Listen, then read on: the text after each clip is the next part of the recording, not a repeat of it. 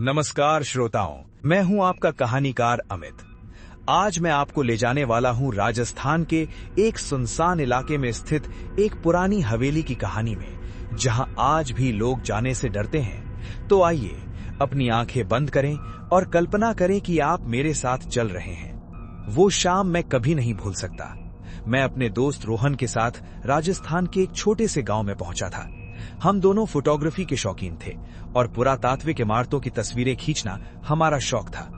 गांव में बात फैली कि दो शहरी लड़के पुरानी जगहों की फोटो खींचने आए हैं और तभी एक बुजुर्ग ने हमें बताया कि गांव से करीब 2 किलोमीटर दूर एक पुरानी हवेली है जिसे मधुकर हवेली के नाम से जाना जाता है।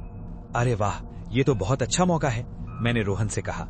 हम अगले दिन सुबह सुबह हवेली जाने का प्लान बना रहे थे, लेकिन जैसे ही हमने गांव वालों से इस हवेली के बारे में पूछा, उनके चेहरों पर अजीब सी उदासी छा गई। कोई सीधा जवाब नहीं दे रहा था। एक बुजुर्ग महिला ने हमें कोने में बुलाया और धीमी आवाज में कहा, बेटा वहां मत जाओ, वो जगह अच्छी नहीं है।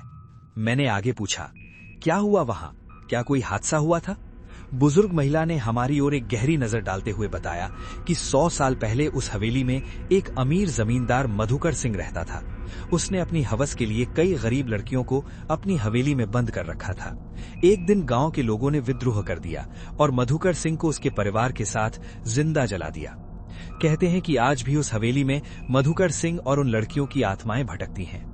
लेकिन हम शहरी लड़के अंधविश्वास में विश्वास नहीं करते थे। हमने सोचा कि ये सब बस अफवाहें हैं और अगले दिन हम हवेली की ओर निकल पड़े। गांव से हवेली तक का रास्ता घने पेड़ों से होकर गुजरता था।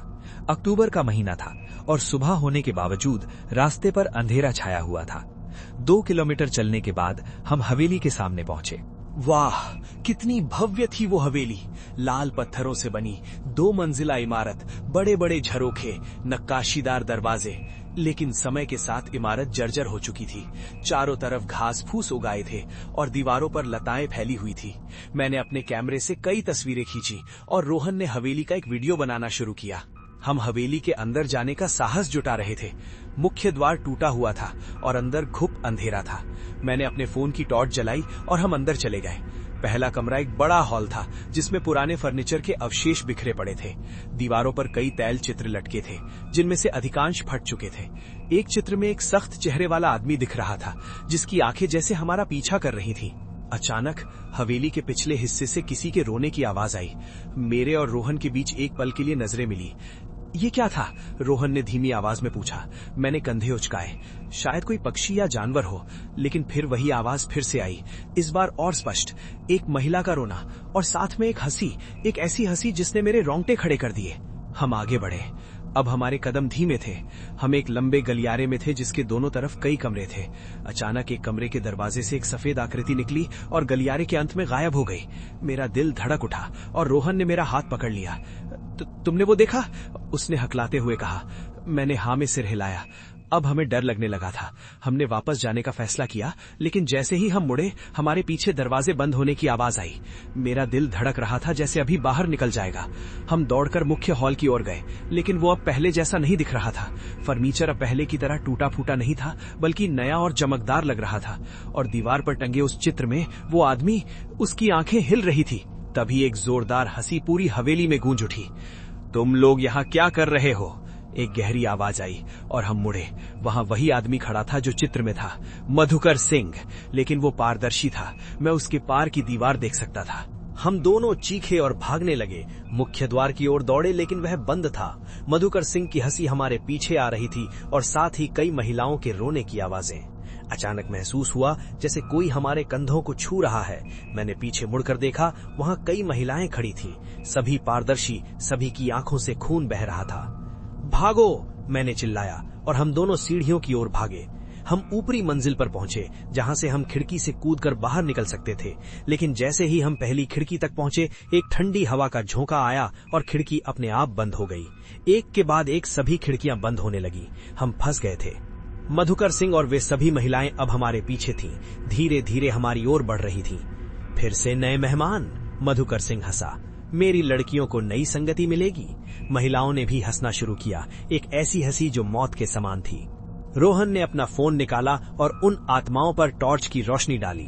अचानक वे सभी चीखते हुए पीछे हटने लगी। प्रकाश, उन्हें प्रकाश पसंद नहीं है, रोहन चिल्लाया। मैंने भी अपना फोन निकाला और टॉर्च चालू की।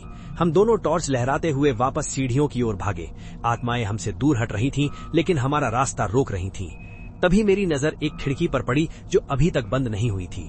रोहन, वहां, मैं चिल्लाया और हम दोनों उस खिड़की की ओर दौड़े। हमने एक दूसरे की मदद की और खिड़की से बाहर कूद गए। नीचे धरती पर गिरने से हमें थोड़ी चोट लगी, लेकिन हम जीवित थे। हम उठे और गांव की ओर भागने लगे बिना पीछे मुड़े। जब हम गांव पहुंचे तब तक शाम हो चुकी थी। हम सीधे बुजुर्ग महिला के पास गए। वह हमें देखते ही समझ गई कि क्या हुआ है। मैंने तुम्हें मना किया था, उसने कहा। मधुकर सिंह कभी भी मेहमानों को आसानी से नहीं जाने देता। तुम दोनों बहुत लकी हो। उस रात हमने अपने कैमरे और फोन की सभी तस्वीरें और वीडियो देखे। हमारे आश्चर्य की कोई सीमा नहीं थी जब हमने पाया कि हवेली की सभी तस्वीरें धुंधली थीं और हर एक में एक ही जगह पर दरवाजे के ऊपर एक सफेद धब्बा था। और वीडियो में हमने देखा कि जब हम हवेली के अंदर थे तो कई पारदर्शी आकृतियां हमारे आसपास घूम रही थीं, जिन्हें हम वहां होने पर देख नहीं पाए थे। अगली सुबह हम जल्दी से उस गांव से चले गए, उस अनुभव को कभी न भूलने का वादा करते हुए। आज भी जब कभी मैं किसी पुरानी इमारत को देखता हूं, मुझे मधुकर हवेली की याद आ जाती है और मैं सोचता हूं कि क्या मेरा दिमाग मुझे धोखा दे रहा था या वाकई में वहां कुछ था, कुछ जिसे हम समझ नहीं सकते। तो दोस्तों, ये थी मधुकर हवेली की कहानी। क्या आप ऐसी पुरानी इमारतों में जाने का साहस रखते हैं? क्या आपको लगता है कि आत्माएं वास्तव में मौजूद होती हैं? अपने विचार हमें कमेंट्स में बताइए। और हाँ, अगर आपके पास भी कोई ऐसी भूत प्रेत की कहानी है जो आपने सुनी या अनुभव की है, तो हमें जरूर बताइए।